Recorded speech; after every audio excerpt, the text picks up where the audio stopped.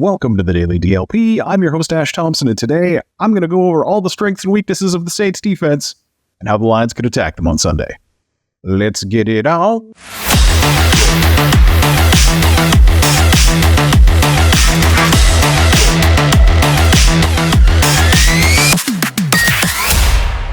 So the Saints head coach was a defensive backs coach for the Saints from 2008 to 2010, when they had that little issue you may have heard about where defensive coordinator Greg Williams was offering bounties for his players to go injure opponents.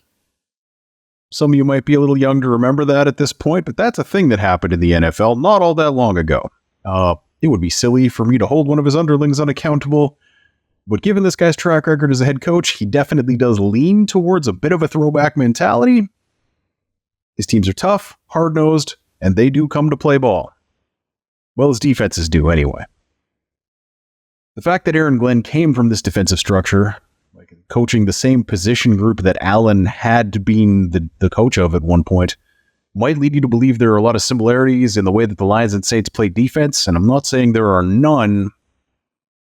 Like when the Lions run a four-man front, they tend to do it in the same way or a similar way as the Saints do, but the Lions mix in a bunch more two-gap stuff. The Saints actually also do run a lot of 4-3 under stuff with P. Werner as their linebacker coming down off the edge, but we don't even know if he's going to play this week and have no idea what they would do with that, so I'm not touching that because as far as snap counts go, he's one of the two linebackers they actually play significantly. So with him gone, I have literally no idea what they would do there. So I'm going to ignore that it ever happens.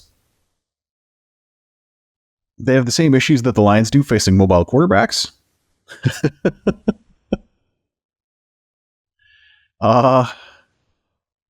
Let's see what else is there. That's kind of not really it. The Lions do, or I should say the Saints do weird things like take two linebackers and play them as edges with one guy in the middle on short yardage situations. And like that is I hope we see that a lot. Like I want the Lions to get into whatever formation it is that triggers that. I couldn't really see a pattern myself, but they do it in short yardage situations as kind of a different look. And I think play action passes like the touchdown to Brock Wright against the Chargers a few weeks ago in scenarios like that are a very viable option for a few of the reasons that I'm about to go into. Because on those plays, their safeties are also playing really tight to the line. And yes, I do mean much tighter than safeties of other teams typically do in short yardage situations. This is not a Nick Fangio style defense. You guys have heard me use those words, then talk about how, stop all the deep balls you can, play super deep with the safeties, don't let anything ever get behind you. This is the opposite of that. These guys are trying to force turnovers, and they've been pretty good at it. They're not just trying to stop the other team from making plays. They are trying to make plays themselves, like Tyrann Mathieu, the Honey Badger. Yeah, he's still in the league. This is where he went because it's home, and they needed a guy. He's not the player he once was, but he'll still be in a position to pluck the ball out of the air if you throw in the wrong spot. That's a skill set he does still have. Getting the Saints into that look that gets him close to the line of scrimmage, gets everybody close to the line of scrimmage is kind of my first key, a little bit. When the Lions offense is humming, one of the features is David Montgomery getting to the ball, like through the line of scrimmage very quickly. And if there is no second level of the defense really, because there's one linebacker in the middle and the other guys are on the edge, straight up the gut right at that guy with like a couple safeties flanking him there, that is an opportunity for a big play. I'd like to see the Lions get on that a lot. There's one tell that I've seen from the Saints, like just a very specific person in a very specific situation that has just not worked out well for them. They do everything they can to keep Brian Brzee off the field for rundowns. Like he only plays on passing downs for the most part. Like, he gets caught every once in a while, but of his 337 snaps this season, which is the second most among their interior defensive line group, like, they're not hiding him.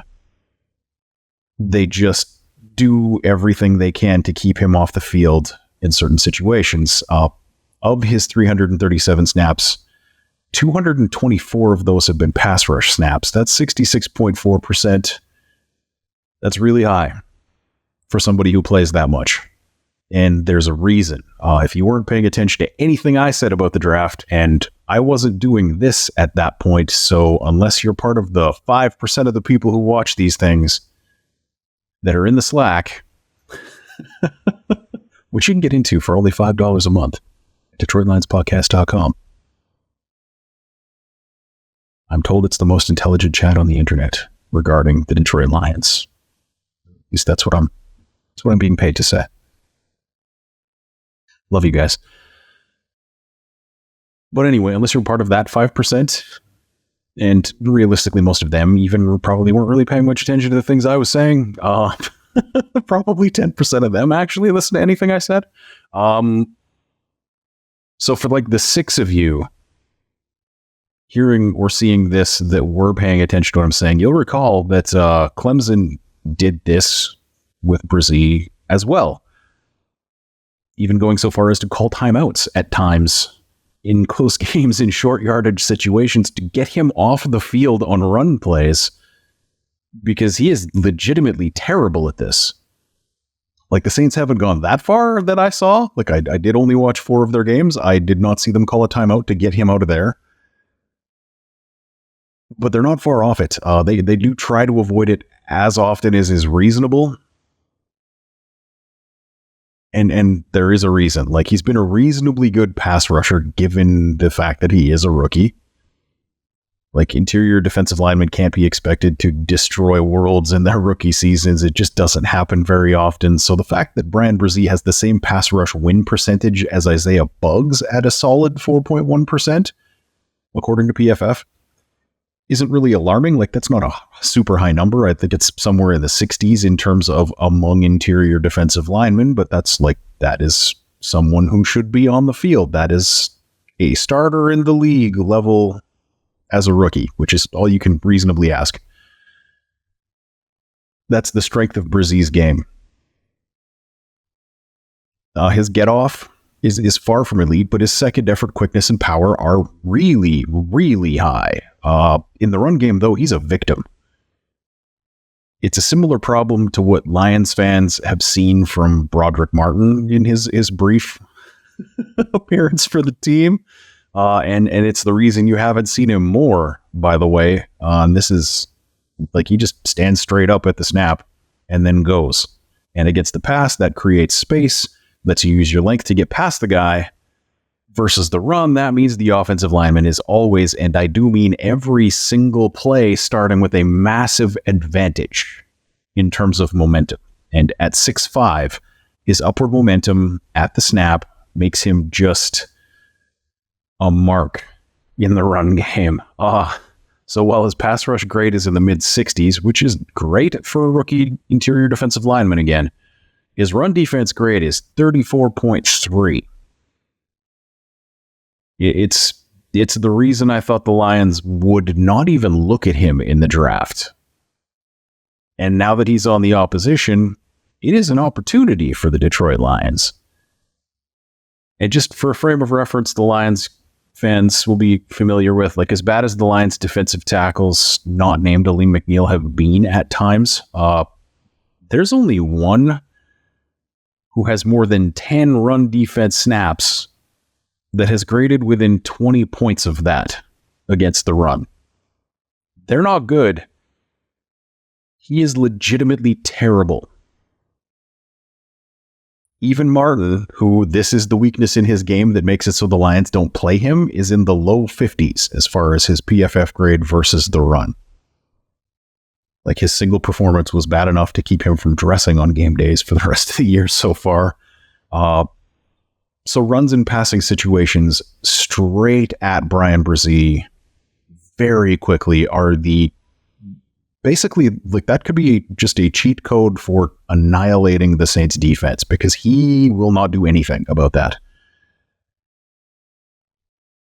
The Lions have a history of running the ball on 3rd and long to set up 4th down conversion attempts, and that tendency could result in a lot of big yardage for the Lions, not just setting up that 4th down attempt, but on like a 3rd and 7, going straight at that guy could get you the first down repeatedly.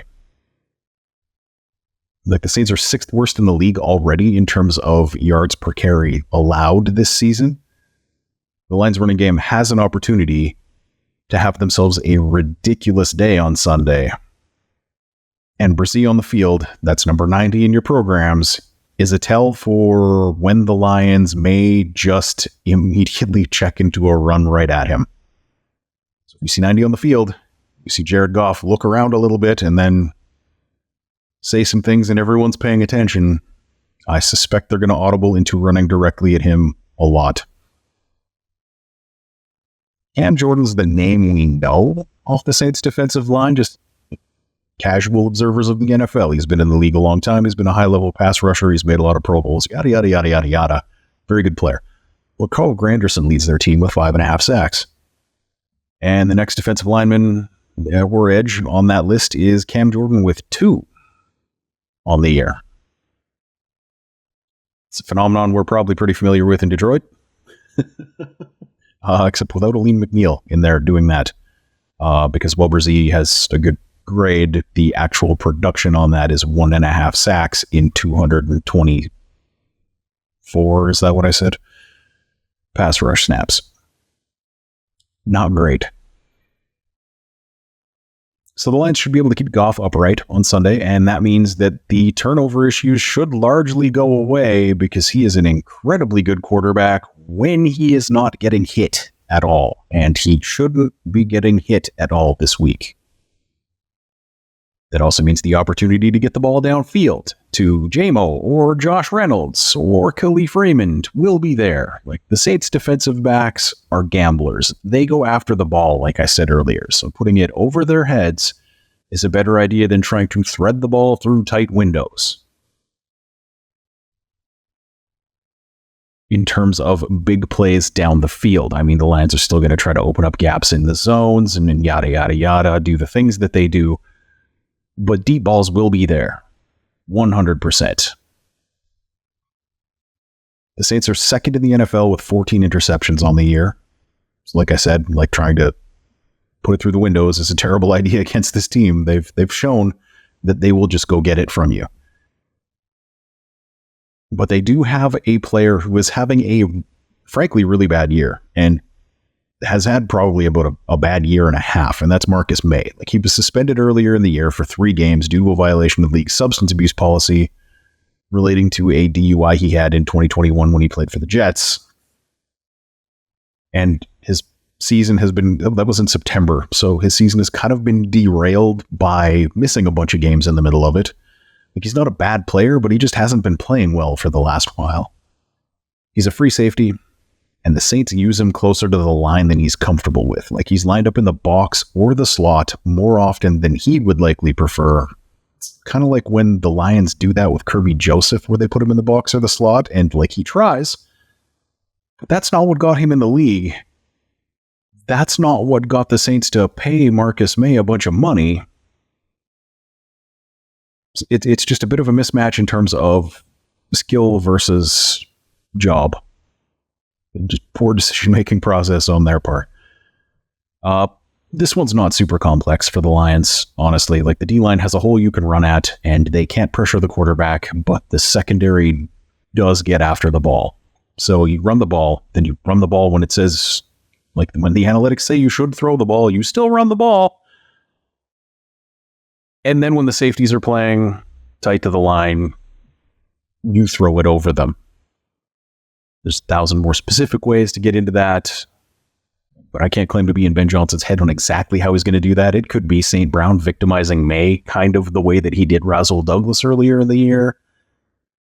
Could be J-Mo just getting up the field quicker than the not nearly as fast as he used to be Tyrann Mathieu was expecting on play-action passes. But basically, they need to use the aggressive nature of these defensive backs against them. So double moves, play action passes. That should probably be their bread and butter this week. And that's it for your previews for the Saints. I missed Monday, so you're going to get something tomorrow instead of Monday. So lucky you. Not sure exactly what that's going to be, but it'll probably be something draft related now that we're basically through the college season. If you don't want that kind of content, don't watch. I don't care. Commenting, why are you talking about the draft? So I got to talk about something. And it's an interesting subject to me. That is the only thing I care about.